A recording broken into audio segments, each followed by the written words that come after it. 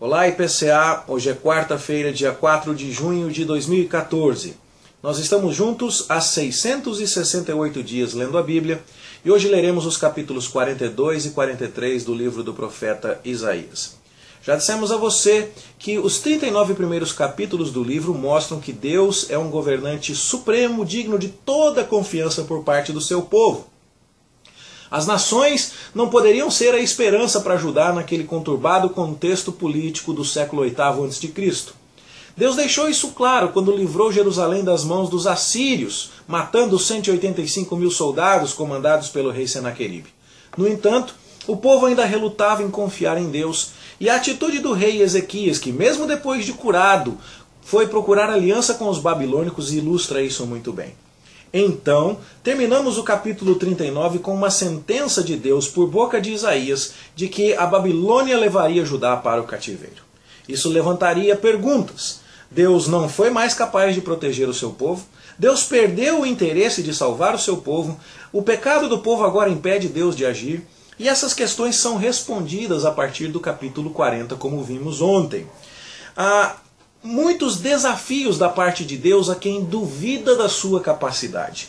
Ele já falou isso pelo profeta, ele já demonstrou isso na história, mas ainda se duvida dele. Então Deus começa a desafiar as pessoas, os ídolos, os idólatras, o próprio povo de Israel descrente. Seu primeiro desafio vem no capítulo 41, versos 1 a 7. Quem é que controla a história? E a resposta é o próprio Deus. Os idólatras não teriam outra resposta para isso. O segundo desafio está no verso 21 e seguintes do capítulo 41. Quem é capaz de predizer o futuro? Os ídolos não podem fazer isso. A única resposta é o Deus verdadeiro e único. E um terceiro desafio está aqui no capítulo 42, a partir do verso 18. Quem é que está cego nessa história? Será que é Deus que não consegue ver? Será que é Deus que não consegue agir? Não, o problema é do povo e não de Deus. Assim, nós vemos Deus levantando contendas com aqueles que duvidam do seu poder de salvar, com aqueles que ainda resistem em confiar neste Deus absoluto. Assim é que o cenário está armado para esta demanda, no qual os ídolos são desacreditados, no qual o povo de Israel é chamado, como servo de Deus que é, a confiar no Senhor. Se no capítulo 41, nos 7 primeiros versículos, os idólatras, ao aprenderem que Deus tudo controla, morrem de medo e se voltam a ídolos que eles ainda precisam fabricar, a partir do verso 8 do capítulo 41 nós vemos Deus falando: Israel, você é meu servo, você não precisa temer. Confia em mim. Se a partir do verso 21 do capítulo 41 nós vemos Deus dizendo: vocês, ídolos, não são capazes de predizer o futuro, portanto vocês não salvam. A partir do primeiro verso do capítulo 42, nós vemos Deus predizendo o futuro. Ele vai salvar sim. Não através de um servo incrédulo, de um servo deficiente, como tem sido o povo de Israel, mas através de um servo idealizado, de um servo messiânico, que vai confiar em Deus, como a nação de Israel, de forma geral, não aprendeu a fazer. Então, o capítulo 42 apresenta pela primeira vez o servo do Senhor. Aquele que confiará da maneira como Israel, o servo, a nação serva, não aprendeu a confiar. Esse servo é o Messias. Ele é claramente identificado assim lá em Mateus 12, versos 15 a 21, que citam o capítulo 42, aplicando-o à pessoa de Jesus. E qual é o contexto lá? Jesus faz milagres e diz que as pessoas não deveriam sair espalhando isso. Era para guardarem certo silêncio, o segredo messiânico, para que a sua missão de morrer na cruz não fosse atrapalhada com expectativas irreais a respeito do que ele deveria fazer enquanto rei de Israel. Bom, aqui o que se diz desse servo é exatamente isso. Ele não vai chegar fazendo estardalhaço, ele não vai chegar com grande manifestação de poder. Ele vai confiar em Deus e ele vai ser discreto. Ele não vai clamar, não vai gritar, não vai esmagar cana quebrada, uma ideia de quem não vai tratar os mais fracos com desprezo. Mas ao confiar em Deus, ao se entregar obedientemente, confiantemente para fazer a vontade de Deus, o servo messiânico fará aquilo que o servo Israel, a nação de Israel, falhou em fazer. Isso fica muito claro no batismo de Jesus. Em Mateus 3, versos 13 a 17 também, quando nós vemos o Espírito do Senhor pairando sobre Jesus na forma de uma pomba, e Deus dizendo, este é meu Filho amado em quem a minha alma se compraz, exatamente o que nós lemos aqui no primeiro verso do capítulo 42. Então, o mundo descobre que Deus tudo controla e teme, mas Israel, o servo, não deveria temer, porque sabe que serve a esse Deus. Os ídolos descobrem que não podem salvar porque não predizem o futuro, mas Deus prediz que salvará o seu povo através de um servo que vai confiar, do jeito que o servo Israel não tinha aprendido ainda. É nessa forma que a gente deve entender o capítulo 42 em seus versos iniciais. Essa predição messiânica do servo que vai vir para abrir os olhos dos cegos que se recusam a confiar em Deus. E é curioso que só Jesus cure cegos em toda a Bíblia. Desse que será o mediador de uma nova aliança. Deste que vai provar ao mundo inteiro que Deus é a única fonte de salvação. Porque ele cumprirá esta profecia. E Deus está falando exatamente disso nos versos 8 e 9. Eu sou o Senhor, não vou dar a minha glória a mais ninguém.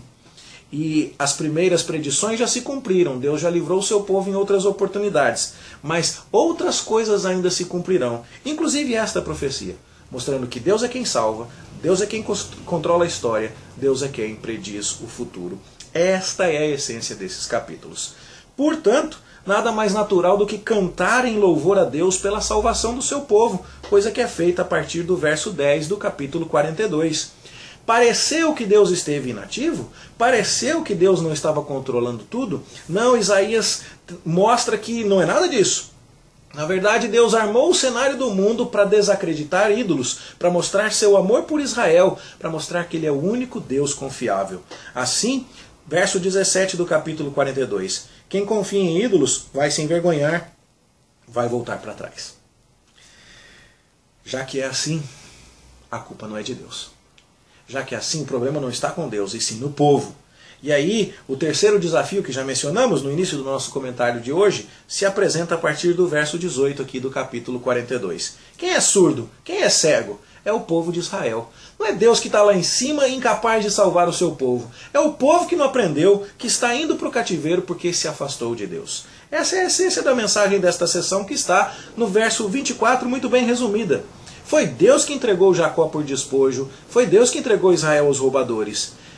Porque pecaram contra ele, porque não deram ouvidos à sua lei. Não porque Deus fosse incapaz de salvar. Porém, diz o capítulo 43, verso 1, agora, esse Deus que tudo criou vai remir o seu povo. Vai trazê-lo de volta do cativeiro. Deus provou que era capaz de livrar antes do inimigo atacar, livrando Jerusalém da mão dos assírios. Mas agora Deus provará que é capaz de restaurar depois que o inimigo atacou, trazendo de volta o seu povo depois das duras consequências do cativeiro babilônico. Assim, o verso 5 do capítulo 43 diz, não temas, porque eu sou contigo. Trarei a tua descendência desde o Oriente e a ajuntarei desde o Ocidente. Todo mundo que foi espalhado por conta do cativeiro babilônico vai ser reunido outra vez. Temos em perspectiva, então, a ação de Deus na história, a provar o seu poder, o seu interesse e o seu amor por seu povo. Como? Se no Egito Deus tirou Israel da escravidão e o trouxe a Canaã, agora que o povo se esqueceu de Deus, ele vai para o cativeiro da Babilônia, mas ele volta. Um segundo êxodo é tido aqui em perspectiva. Por isso, estes versos falam a respeito de coisas feitas no passado e de coisas que ainda serão feitas no futuro, a demonstrar que Deus é quem salva. Ele quem salvou o povo na época do Egito, ele quem salvará o povo na época da Babilônia. Não é nenhum outro Deus.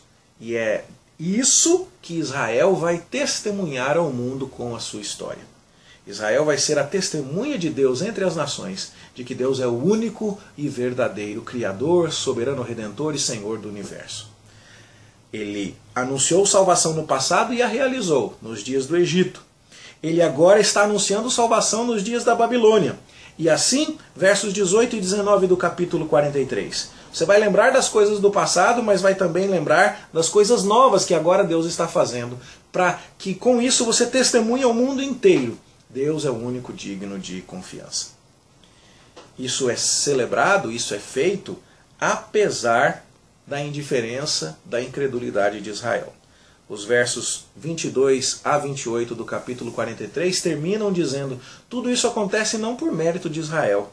Israel não anda buscando a Deus, Israel não anda muito interessado nisso. Mas Deus, eu mesmo, diz o verso 25, Ele apaga as transgressões do seu povo por amor de si. Ele salva, Ele cura, Ele realiza tudo por sua própria iniciativa, não por mérito algum do povo. E então aqui ficamos ainda mais deslumbrados. Não há mérito algum em ninguém. Não há causa nenhuma que não seja vinda do próprio Deus.